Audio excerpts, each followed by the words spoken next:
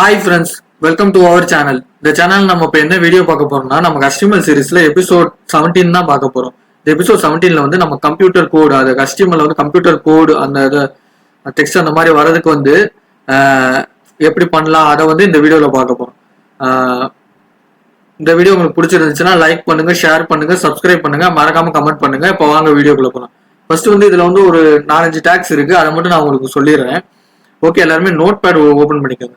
இப்போ வந்து நம்ம கஸ்டமர் ஸ்ட்ரக்சர், அது பேசிக் ஸ்ட்ரக்சர் கொடுத்துட்டோம். இப்போ வந்து நம்ம வந்து இந்த கோட் இதெல்லாம் கொடுப்போம். இந்த ஜாவா இதுலலாம் கோட்லாம் நம்ம கொடுப்போம். உங்களுக்கே தெரியும், கோட்லாம் நம்ம கொடுப்போம். அப்போ வந்து அந்த கோடே வந்து ஒரு மாதிரி ஃபாண்ட் டிஃப்ரெண்டா இருக்கும். நீங்க எல்லாருமே பார்த்துருப்பீங்க, அந்த கோடு வந்து ஃபாண்ட் டிஃப்ரெண்டா இருக்கும். அந்த வேரியபிள் டிக்ளேர் பண்ணுவோம், அந்த எலமெண்ட், அந்த அதாவது அந்த வேரியபிள், அந்த ஃபங்க்ஷன் இதெல்லாம் டிக்ளேர் பண்ணும்போது, அந்த டைப் பண்ணும்போது அந்த சாஃப்ட்வேர்ல அந்த ஃபாண்ட் எப்படி இருக்கும், ஒரு டிஃப்ரெண்டா இருக்கும் பாத்தீங்களா? அதே மாதிரி ஃபாண்ட்டை நம்ம இதுல கொண்டு வரப்போம். சரி, ஓகே. அதுக்கு வந்து நம்ம போட வேண்டிய டேக் என்னன்னா, கோடுன்னு ஒரு டேக் இருக்கு. ஸோ அந்த டேக் போட்டுக்கணும். இந்த கோடுன்ற டேக் போட்டால் தான் அது ஒர்க் ஆகும். க்ளோஸ் பண்ணிக்கோங்க. க்ளோஸ் பண்ணிட்டு இதுல வந்து ஏதாவது ஒரு கொடுங்க. இப்போ வந்து நான் வேரியபிள் டிக்ளேர் பண்றேன்னா என்ன பண்ணுவேன்? இப்போ ஜாவா ஸ்கிரிப்ட்லேயே நான் வேரியபிள் டிக்ளேர் பண்றேன். வேர் a ஈக்குவல் டு 10 இப்படி வைப்பேன். அடுத்து வேர் b ஈக்குவல் டு 10. ஓகேவா? இப்ப இதை என்ன பண்ணுவேன்? வேர் சின்னு ஒரு இதை எடுத்து அதுக்குள்ள வந்து இதை ரெண்டையும் ஸ்டோர் பண்ணுவேன். a பிளஸ் பின்னு ஸ்டோர் பண்ணி இதை பிரிண்ட் பண்ணுவேன். ஓகேவா? பிரிண்ட் பண்றதுக்கு கன்சோல் டாட் லாக் போட்டு அதை வந்து அதுக்குள்ள சி கொடுத்தோம்னா பிரிண்ட் ஆயிடும். ஓகேவா? இப்போ வந்து இது வந்து பாத்தீங்களா, இந்த ஃபாண்ட் இப்படி இருக்கு. நம்ம வந்து நார்மலா கொடுத்தோம்னா இந்த ஃபாண்ட்லயே வந்து அங்க ஸ்டோர் ஆகும். ஓகேவா? இப்போ வந்து நான் இதை சேவ் பண்றேன். சேவ் பண்ணிட்டு நான் கொடுக்குறேன். ஓகே, இப்போ பாத்தீங்களா, இங்க பாருங்க ஃபாண்ட்டை பாத்தீங்களா? ஃபாண்ட் வந்து கொஞ்சம் போல்டா இருக்கு. அது மட்டும் இல்லாம ஃபாண்ட் ஸ்டைலே கொஞ்சம் வேற மாதிரி இருக்கு. இது டிஃப்ரெண்டா இருக்கு. இப்போ நார்மலா நம்ம வேற ஃபாண்ட் நம்ம நார்மலா நம்ம கொடுத்தோம்னா அது வேற ஃபாண்ட் வேற மாதிரி இருக்கும். ஆனா வந்து பாத்தீங்களா, இந்த அந்த சிஸ்டம்ல அந்த கோடு டைப் பண்ணும்போது அந்த ஃபாண்ட்ஸ் எல்லாம் எப்படி இருக்குமோ அதே மாதிரி இருக்கு. பாத்தீங்களா? இதுக்குதான் வந்து கோடுன்ற இந்த டேக் யூஸ் ஆகுது. அடுத்து பாத்துக்கிட்டீங்கன்னா ப்ரீன்னு ஒரு டேக் இருக்கு. ப்ரீன்ற டேக் நம்ம ஆல்ரெடி நம்ம போட்ட வீடியோலயே நம்ம பார்த்துருந்தோம். அதாவது ப்ரீ டேக் நமக்கு எதுக்கு யூஸ் ஆகும்? நெக்ஸ்ட் லைன்ல வந்து அது ஷோ ஆகும். அதாவது நம்ம ஒரு கண்டென்ட் கொடுத்தோம்னா, நம்ம இதை ஆல்ரெடி போட்ட வீடியோஸ்ல பார்த்தாச்சு. நம்ம வீடியோஸ் ரெகுலரா வாட்ச் பண்றவங்களுக்கு இது நல்லா தெரியும். அதாவது ப்ரீ டேக் வந்து எதுக்கு யூஸ் ஆகுதுன்னா, இப்போ வந்து வேர் a ஈக்குவல் டு 10 கொடுத்துட்டேன். அடுத்த லைன்ல தான் வேர் b ஈக்குவல் டு 10 கொடுத்துருக்கேன். அடுத்த லைன்ல தான் வேர் c equal to 10, c equal to a plus b.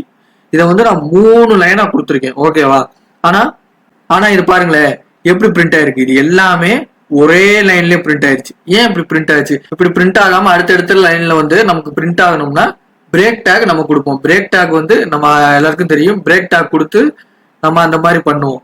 ஆனா நம்ம வந்து ஒரு பெரிய கோடு, வந்து பெரிய கோடு வந்து நம்ம ஷோ பண்ணணும். ஸோ அதுல வந்து நிறைய லைன்ஸ் இருக்கும். நம்ம ஒவ்வொன்றுக்குமே போய் பிரேக் டேக் கொடுத்துக்கிட்டு இருக்க முடியாது. அந்த இடத்துல வந்து சில இடத்துல நம்ம பிரேக் டேக்கை மிஸ் பண்ண கூட வாய்ப்பு இருக்கு. அந்த இடத்துல கோடு வந்து நமக்கு அன்ஈவனா தெரிய வாய்ப்புகள் இருக்கு.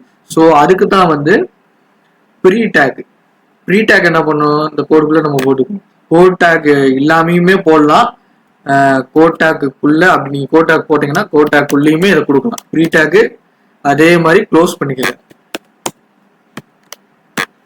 இப்ப நான் கொடுத்துருக்கிறது அப்படியே நான் 3 லைன் கொடுத்துருக்கேன். இது 3 லைனாவே அப்படியே வரணும். இது இந்த பிரேக் டேக் கொடுக்கலன்னா இது அடுத்தடுத்த லைன்ல வந்து வந்துடும். அதாவது ஒரே லைன்லயே வந்துடும். ஏன்னா வந்து இது ஒரே டேக்குள்ள இருக்க கண்டென்ட். இது வந்து அடுத்தடுத்த லைனெல்லாம் ஷோ ஆகுது. நம்ம பிரேக் டேக் கொடுக்குற வரைக்கும் அது ஒரே லைன்ல தான் வரும். அப்படி இருக்க பட்சத்துல ஒரு பர்டிகுலரான ஒரு கண்டென்ட் வந்து நான் கொடுத்துருக்கிறது அப்படியே லைன் பிரேக் ஆகி அதே இடத்துல லைன் பிரேக் ஆகி அப்படியே வரும்னா அந்த ப்ரீ டேக் யூஸ் ஆகும். ஓகேவா? இப்போ பாருங்க, பாத்தீங்களா அந்த கோடுக்கான அந்த இது இருக்கு. அதாவது நம்ம அந்த கோட் டேக் எடுக்கல. ஸோ அந்த கோடுக்கான அந்த ஃபாண்ட் வந்து அப்படியே இருக்கு. அதே மாதிரியே அந்த நம்ம ஒவ்வொரு லைனா கொடுத்தோம் பாத்தீங்களா, நம்ம கொடுத்தது அப்படியே அந்த நோட் பேட்ல நம்ம கொடுத்த அந்த இதுபடி அப்படியே வந்துருச்சு. இதுக்கு தான் வந்து ப்ரீ டேக் யூஸ் பண்றோம். சரி, ஓகே. அடுத்து என்னது, வேர் டேக்னு ஒன்று இருக்கு. வேர் டேக் நம்ம எதுக்கு யூஸ் பண்றோம்னா, இப்போ வந்து நம்ம அந்த மேத்தமெட்டிக்கல் ஃபார்முலாலாம் எழுதுறோம் பார்த்தீங்களா, 1/2 into B into H triangle formula, area of the triangle formula, இது area of the rectangle formula, L into B, இந்த மாதிரிலாம் நம்ம ஃபார்முலா மேக்ஸ் ஃபார்முலா யூஸ் பண்ணுறோம். அதெல்லாம் வந்து நீங்கள் மேக்ஸ் புக்கில் நீங்கள் பார்த்தீங்கன்னா அதெல்லாம் வந்து கொஞ்சம் ஸ்லாண்டிங்காக அந்த அந்த ஃபார்முலாக்கு அவங்க யூஸ் பண்ணுற ஃபான்ஸே வந்து டிஃப்ரெண்ட்டாக ஸ்லாண்டிங்காக இருக்கும். ஓகேவா, அதாவது அது எப்படி சொல்றது, அது ஒரு அந்த லெட்டர்ஸ் அதெல்லாம் வந்து ஒரு டிஃப்ரெண்டா ஸ்லாண்டிங்கா அந்த ஒரு டிஃப்ரெண்டான ஃபாண்ட்ல தான் அந்த ஃபார்முலா. நீங்க எல்லா மேக்ஸ் புக்லயும் பாத்தீங்கன்னா ஃபார்முலான்னு தனியா லாஸ்ட்ல இருக்கும், சில இடத்துல ஃபார்முலா அங்கங்க தேவைப்படுற இடத்துல இருக்கும்ல, அதெல்லாம் பாத்தீங்கன்னா கொஞ்சம் ஃபார்முலா ஃபாண்ட்டே வந்து மற்ற ஃபாண்ட்ல வேற மாதிரி இருக்கும், ஃபார்முலா ஃபாண்ட் வந்து டிஃப்ரெண்டா ஸ்லாண்டிங்கா இருக்கும். ஸோ அதை கொண்டு வரதுக்கு தான் நம்ம இது யூஸ் பண்றோம். ஓகே, இப்போ வந்து எக்ஸாம்பிளுக்கு நீங்க எடுத்துக்கிட்டீங்கன்னா இந்த ப்ரீ டேக்கையும் கோட் டேக்கையும் நம்ம எடுத்து விட்டுருவோம். எடுத்து விட்டு ஒரு பி டேக் இருக்கு, க்ளோஸ் பண்ணிக்கோங்க. க்ளோஸ் பண்ணிட்டேன். இப்போ வந்து area of the triangle formula கொடுக்குறேன். Area of the triangle okay கொடுத்தாச்சு. இப்போ ஈக்குவல் டு கொடுத்துட்டு இதுல வந்து நம்ம இப்போ என்ன பண்றோம்னா வேர் கொடுக்கணும். வேர் கொடுத்தா தான் அந்த ஃபாண்ட் வரும். இப்போ வந்து நான் வந்து நார்மலா உங்களுக்கு கொடுக்குறேன், எப்படி வருது பாருங்க. 1/2 ட்ரையாங்கிள் ஃபார்முலா என்னது, 1/2 ஆஸ்ட்ரிக் போட வேணாம், ஏன்னா மேக்ஸ் ஃபார்முலால வந்து இன்ட்டு தான் போட்டிருக்கோம். ஓகேவா, அப்படி இன்ட்டு போட்டிருக்கப்போ நம்ம வந்து எக்ஸே நம்ம வந்து அதுக்கு ஆட் பண்ணிக்குவோம், ஏன்னா அதான் கொஞ்சம் ப்ராப்பரா இருக்கும். எக்ஸ்போர்ட்டா தான் இதாகும். நம்ம வந்து சிஸ்டம்ல வந்து ஆஸ்ட்ரிக் யூஸ் பண்ணுவோம் மல்டிபிள் இருக்கு, ஆனா வந்து நம்ம மேக்ஸ் புக்லாம் பாத்தீங்கன்னா இன்ட்டு தான் போட்டுக்குவோம். ஸோ நம்ம அந்த இன்ட்டே நம்ம போட்டுக்குவோம். போட்டுக்கிட்டு பி இன்ட்டு ஹச். ஓகேவா, இது இப்ப எப்படி ஷோ ஆகுதுன்னு பாருங்க.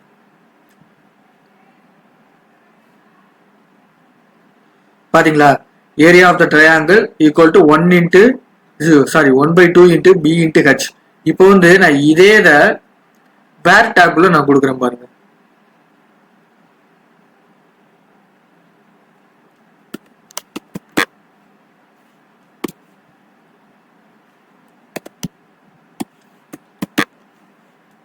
ஓகேவா, இப்போ நான் இதை வேர் டேக்ல கொடுத்துட்டேன். இப்போ பாருங்க, பாத்தீங்களா அந்த ஃபார்முலாவே டிஃபரெண்டா மாறிடுச்சு. பாருங்க அந்த ஃபார்முலாவே பாருங்க அப்படி ஸ்லாண்டிங்கா வந்துருச்சு. எக்ஸலாம் பாருங்க, இது மல்டிபிள் சிம்பிள் மாதிரி இல்லை. ஸோ இது வந்து நம்ம கொஞ்சம் வேற மாதிரி தான் பண்ணோம், ஏன்னா வந்து அது வந்து எக்ஸா வந்து எடுத்துக்கிடுச்சு. இப்போ 12x அந்த மேத்தமெட்டிக்கல்ல வந்து அந்த ஃபார்முலா அந்த டெக்ஸ்ட் எல்லாம் எப்படி இருக்கும் அந்த மாதிரியே வந்து ஸ்லாண்டிங்கா அந்த எக்ஸ்லாம் பாருங்க. எக்ஸ்லாம் மேக்ஸ்ல வந்து இப்படிதானே இருக்கும், மேக்ஸ் புக்ஸ்ல வந்து இப்படிதான் இருக்கும், இப்படிதான் கொடுத்துருப்பாங்க ஸ்மால் எக்ஸ்லாம் அதே மாதிரியே மாறிச்சு பாருங்க. ஆனா இது இன்ட்டு மாதிரில பாத்தீங்களா எக்ஸ் மாதிரி வந்துருச்சு, ஆனா நம்ம எக்ஸ் தானே கொடுத்தோம், அப்ப எக்ஸ் தான் வரும். அதை வந்து அப்ப நம்ம என்ன பண்ணணும்னா இதை தனித்தனியா கொடுக்கணும். எது எதுக்கு அது யூஸ் ஆகணுமோ அதுக்கு மட்டும் தான் கொடுக்கணும். அப்ப 1/2க்கு அந்த ஸ்லாண்டிங் வரணும், ஸோ அது கொடுத்துக்கணும். அடுத்து பிக்கு தனியா வரணும், எக்ஸுக்கு மட்டும் வரக்கூடாது. ஸோ அப்ப எக்ஸை மட்டும் விட்டுட்டு எல்லாத்துக்குமே வேற கொடுக்கணும். அப்படி கொடுத்தா தான் அது கரெக்டா வரும். கரெக்டா கொடுக்கணும், மிஸ் பண்ணிடாதீங்க. பாருங்க இப்போ லோட் பண்ணி காட்டுற அந்த எக்ஸ் அப்படி நார்மல் எக்ஸ் மாதிரி வந்துடும்.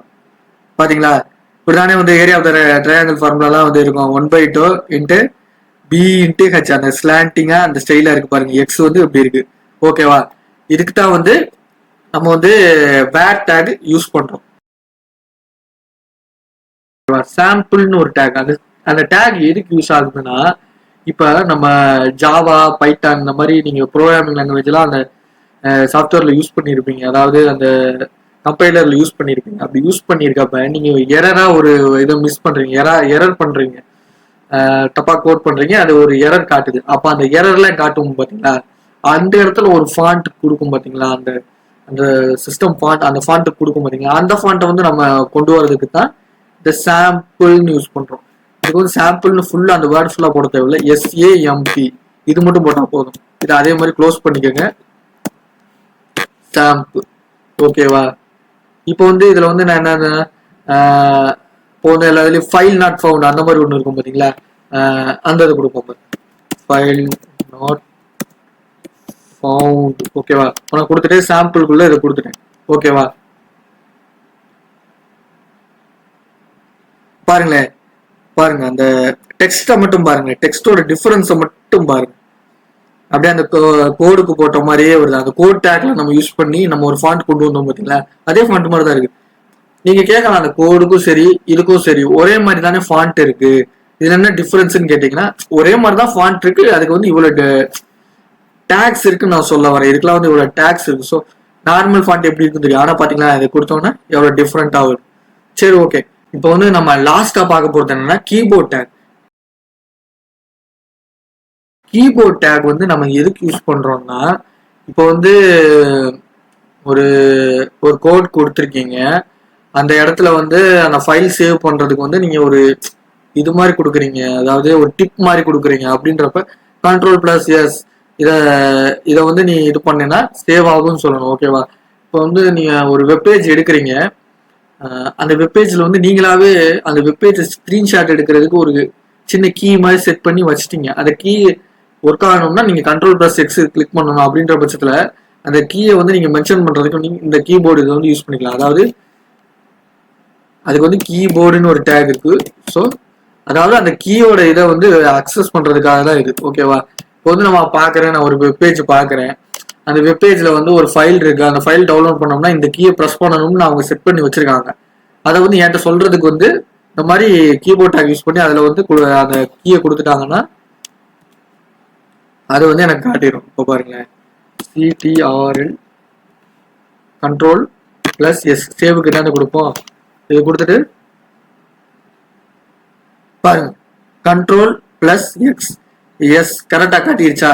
இதுக்கு தான் வந்து கீபோர்ட் டேக் யூஸ் பண்ணணும். இதோட பர்பஸ் வந்து பெருசாலாம் ஒன்றும் கிடையாது. இப்போ வந்து அந்த ஒரு பட்டனை ப்ரெஸ் பண்ணா இது பண்ணணும், அதாவது இந்த ஒர்க்கெல்லாம் இது பண்ணணும் அப்படின்னு வந்து இது காட்டணும், இந்த கீயை நம்ம யூஸ் பண்ணி பண்ணலாம் அதை அப்படின்றத வந்து அதுக்கு மென்ஷன் பண்றதுக்காக நம்ம இந்த கீபோர்ட் டேக் யூஸ் பண்றோம். ஓகேவா, அவ்வளவுதான். இந்த வீடியோ உங்களுக்கு பிடிச்சிருந்துச்சுன்னா லைக் பண்ணுங்க, ஷேர் பண்ணுங்க, சப்ஸ்கிரைப் பண்ணுங்க, மறக்காம கமெண்ட் பண்ணுங்க. பாய்.